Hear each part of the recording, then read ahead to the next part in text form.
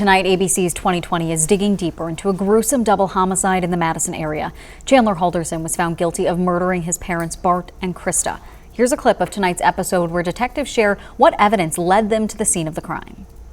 During the search warrant, we did find 2 cell phones and Bart and Krista's driver's licenses wrapped in tinfoil in a shoe in the garage. What does that tell you? That told us that Bart and Krista didn't go anywhere.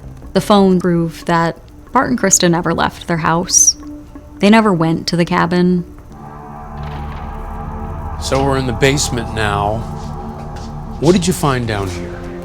Down here, we found traces of blood on both sides of the basement. We had the shell casing that we had located over here.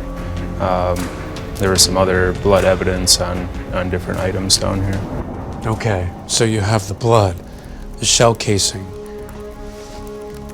Did this tell you, along with the other evidence, where Bart and Krista were killed? It did, yeah. They were killed down here. You saw me briefly. That's from an interview I did with 2020 earlier this spring. Today, I caught up with correspondent Ryan Smith about what new information you'll see tonight. Ryan, thank you so much for taking the time to talk with me today.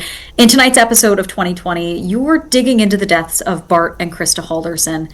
What is it about this case that makes it so compelling? I think what makes it so compelling, Caroline, is the idea of the motive behind it all. And in reality, we really don't know what was in Chandler's mind.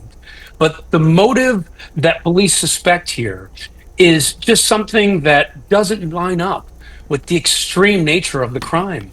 You're talking about a husband and wife, pillars of the community, killed and dismembered. This is not something we see very often. And I always make the point with this case that usually when we see something like that, it's born out of some extreme circumstance, something in the heat of passion, or someone with this vast nefarious criminal background. And you had none of this in this case. So I think the surprise of it all and why it happened, and the fact that in many ways we're still left asking those questions, is what makes this case so compelling. This was such a big case in Dane County. It seems like truly everyone has heard about it.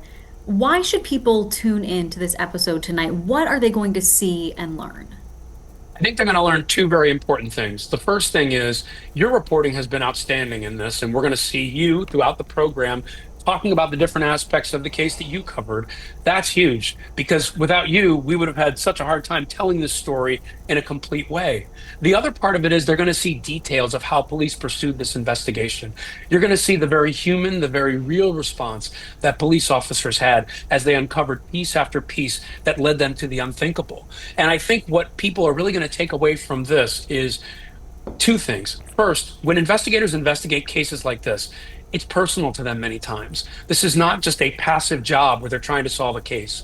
They really believed and really wanted to find the killers of Bart and Krista. They wanted to find where they were. That's number 1. Number 2 is the amount of detail and the amount of aspects that were involved in bringing this case to justice. This was a complicated case, a very difficult case for officers to begin with. And so I think looking inside the investigation in that way is something that people will not have seen before. You cover a lot of different cases. It's what your job is. Going forward, what is going to stick with you from this episode and from learning about this case? There's so many things, but there are 2 things I can point out more than anything.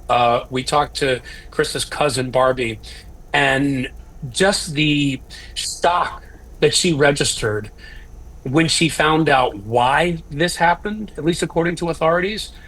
I'll never forget that, because this idea that this young man was desperate and in his mind and took things to this extreme length still shocks her. She grew up with Krista Halderson, and she said this is the kind of person where if you had a problem in your life, you can come to her and she'll understand and try to help you. That, her trying to resolve that disconnect is something that I will never forget. The other thing is, talking to one of our investigators in this show, the emotion she showed once she found out what was really going on in this case is another thing that I'll take with me. Investigators are so good at sort of trying to follow the facts, but sometimes things get so disturbing that they can't help but be human beings just like the rest of us and respond. And it's very difficult for them to sometimes investigate these things. Those are things that really stand out to me in this case. This was a case that in many ways was one of the more shocking ones I've ever covered. Not necessarily because of what happened, but because of why it happened and how it didn't have to happen. And that's really going to stay with me pretty much forever. I know those are questions people here are still asking and will continue to ask probably forever. So, Ryan, thank you so much for taking the time to look into this case to bring it to a wider audience. And thanks for talking with me today. Thank you. And thank you for joining us and helping us with this investigation. Your work was invaluable to helping us tell the story. Thank you so much. The 2-hour special called Roadmap to Murder airs tonight at 8 right here on ABC.